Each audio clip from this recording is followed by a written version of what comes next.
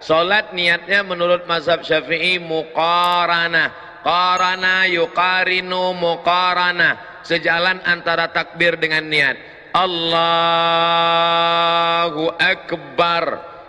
Qasad, ta'arad, ta'yin. Salatnya salat apa? Salat asar. Berapa rakaat? 4 rakaat. Jadi imam apa jadi makmum? Jadi makmum lillahi ta'ala.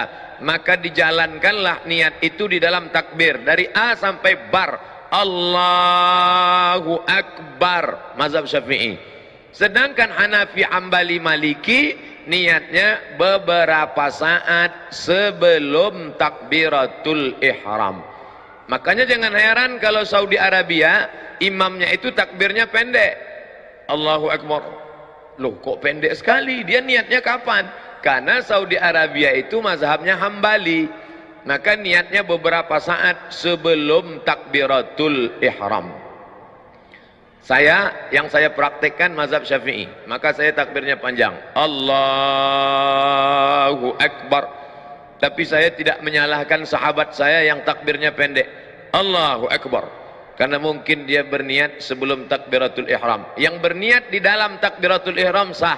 Yang berniat sebelum takbiratul ihram sah. Yang jadi masalah mana? Allahu Akbar. Salat asar apa salat zuhur ya? Oh, salat zuhur aja lah. Nah, itu masalah. Oleh sebab itu mesti ini tentang masalah letak niat. Di mana letak niat?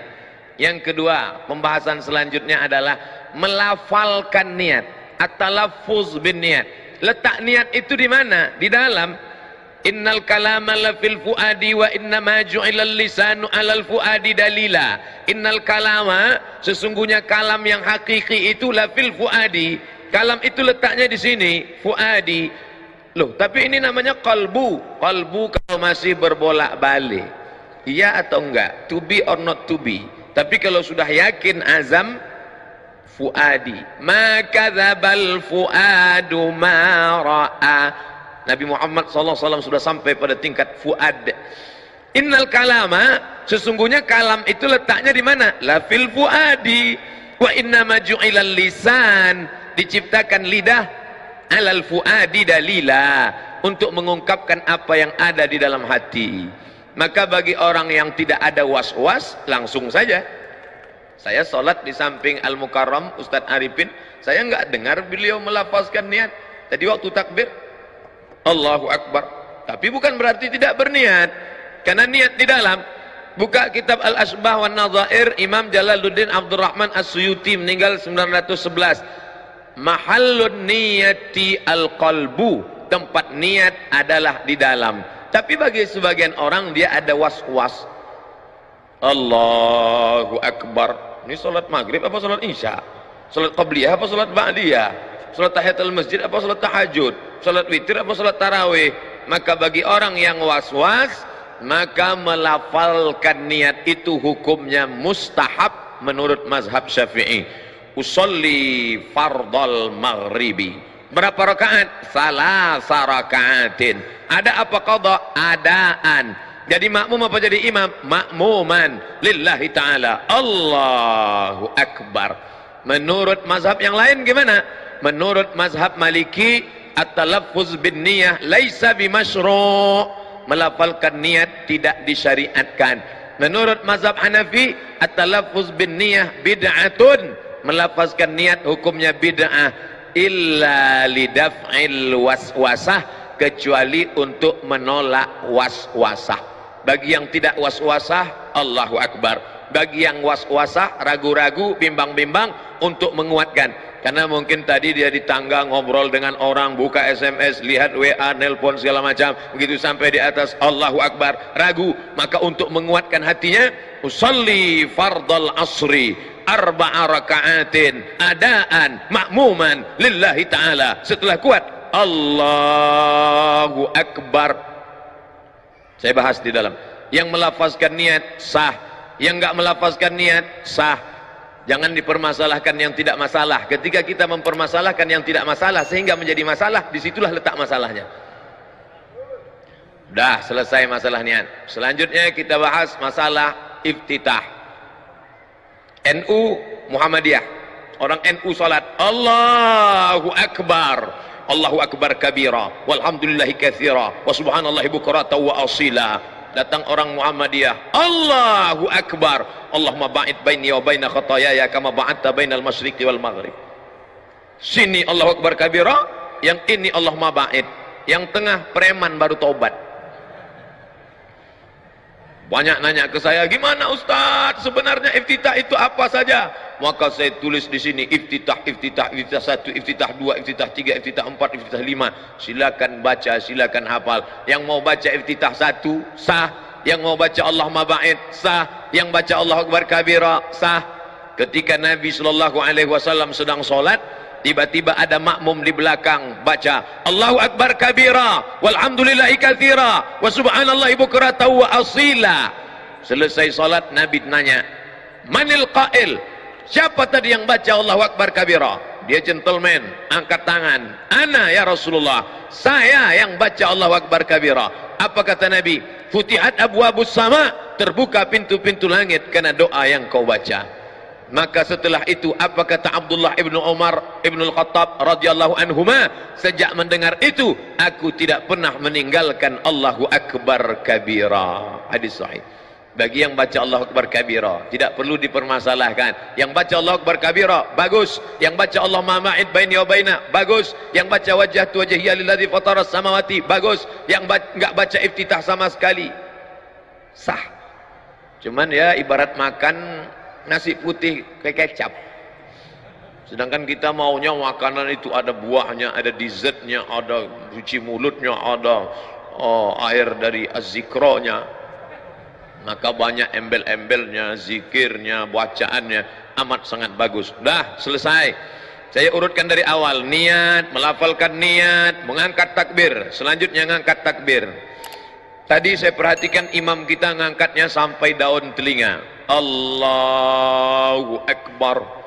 Ustadz Arifin saya nggak lihat, karena nggak mungkin saya lihat ke samping. Allahu Akbar. Sedangkan di masjid lain ngangkatnya cuman sampai bahu saja. Allahu Akbar. Allahu Akbar. Hanya 2 riwayat. Karena Rasulullah sallallahu alaihi wasallam idza kabbara, Nabi kalau bertakbir yarfa'u yadaihi, diangkat kedua tangannya, yuhazi sampai sejajar udhunaihi. Allahu akbar. Tapi ada riwayat satu lagi, yuhazi sejajar dengan mangkibaihi, bahu. Tapi perempuan lebih baik yang tertutup, perempuan lebih bagus yang sebahu tertutup. Apalagi kalau dia pakai mukena, kalau diangkat sampai terlalu tinggi, kipas angin rendah, habis nyangkut. Allahu Akbar. Sedangkan laki-laki pilihannya 2, sampai daun telinga, Allahu Akbar, atau sampai bahu, Allahu Akbar. Yang enggak ada dalil, Allah. Dia sangka makin angkat tinggi makin banyak pahalanya. Makanya belajar, sallu, salatlah kamu kama raaitumuni usalli. 1, Allahu Akbar. 2, Allahu Akbar. Selanjutnya meletakkan tangan di dada. 6 mazhab tentang meletakkan tangan di dada, 6 mazhab, 6 pendapat. Yang pertama yang saya amalkan mazhab Syafi'i, bainas sadri was surrati, antara dada dan pusar. Surrati pusar, nih pusar, nih pusar. Yang enggak punya pusar agak-agak pusar, agaknya di sini pusar, tebak-tebak, duga-duga. Dada di sini, antara dada dan pusar. Allahu Akbar. Ini yang saya amal. Sedangkan mazhab Maliki ala surrati, tepat di atas pusar. Maliki, Allahu Akbar. Hanafi dengan Hambali tahta surrati, di bawah pusar. Allahu Akbar. Tonton film Muhammad Al-Fatih, lihat sampul film Muhammad Al-Fatih, imamnya letak tangan. Karena Turki itu mazhabnya Hanafi. Turki, India, Pakistan, Bangladesh. Perhatikan. Sedangkan Syafi'i versi 2, alal qalbi, di atas jantung, makhluk yang paling mulia. Diambil dari riwayat Ibnu Khuzaimah. Allahu Akbar. Kalau ada nanti orang yang megang di sebelah kiri. Sedangkan yang meletakkan di atas dada, sifat salat Nabi, Syekh Nasruddin Al-Albani. Allahu Akbar. Sedangkan yang lepas tidak bersedekap mazhab Maliki. Allahu Akbar. Ntar kalau pergi umroh ketemu 6-6-nya. Sekarang kita urut 1, 2, 3, 4, 5, 6. Saya sebutkan ini bukan agar adik-adik, bapak-bapak insya Allah sudah kuat. Saya sebut ke 6-6 ini bukan adik-adik sholatnya main-main. Jangan ntar maghrib Allahu Akbar, tahu-tahu besok subuh Allah. Kan itu maksud saya. Saya menjelaskan ini agar kita tidak saling menyalahkan orang, tapi dalam beramal kita pilih satu. Saya pilih mazhab Syafi'i. Allahu Akbar. Yang nggak ada dalilnya Allahu Akbar, itu nggak ada dalilnya. Selanjutnya, bagaimana meletakkan tangan kanan di atas lengan kiri. Versi pertama, diletakkan di tengah pangkal lengan. Allahu Akbar. Versi kedua, alal wasri, digenggamkan pada pergelangan tangan. Wasri. Allahu Akbar. Versi ketiga, tidak menggenggam, hanya meletakkan saja, nempel saja di atas punggung tangan kiri. Allahu Akbar. 1, 2, 3. Yang gini ada dalilnya, yang gini ada dalilnya, yang begini ada dalilnya, yang nggak ada dalilnya Allahu Akbar. Ini anak-anak muda saya ngelihat ini sholat mahasiswa yang nggak belajar, sholat tarawih khususnya. Allahu Akbar. 1, 2, 3. Selesai meletakkan tangan. Selanjutnya membaca basmalah pada Fatihah. Saudi Arabia nggak pakai basmalah, tapi ada basmalah. Mazhab Syafi'i basmalahnya jahar. Allahu Akbar. Bismillahirrahmanirrahim. Alhamdulillahi Rabbil Alamin. Ar-Rahmanir-Rahim. Mazhab Syafi'i. Sedangkan Saudi Arabia basmalahnya sir. Mazhab Hambali. Hanafi Hambali basmalahnya sir. Allahu Akbar. Alhamdulillahi Rabbil Alamin. Ar-Rahmanir-Rahim. Maliki Yawmiddin. Iyyaka na'budu wa iyyaka nasta'in. Ihdinas siratal mustaqim. Siratal ladzina an'amta 'alaihim ghairil maghdubi 'alaihim waladdallin.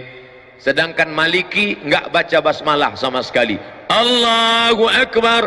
Alhamdulillahi Rabbil Alamin. Ar-Rahmanir-Rahim. Baca basmalah 3 versi. Syafi'i jahar, Hanafi Hambali sir, Maliki enggak baca basmalah sama sekali. Tiga-tiganya benar. Tapi ketika kita tahu bahwa masyarakat itu bermazhab Syafi'i, maka kita jangan menjadi imam yang kontroversial. Lihat ketika Syekh Abdul Rahman As-Sudais, Imam Masjidil Haram, datang ke Masjid Istiqlal, diminta menjadi imam. Dia di Masjidil Haram enggak pernah baca doa bismillah jahar, tapi ketika sampai di Masjid Istiqlal, apa yang dia lakukan? Allahu Akbar. Bismillahirrahmanirrahim.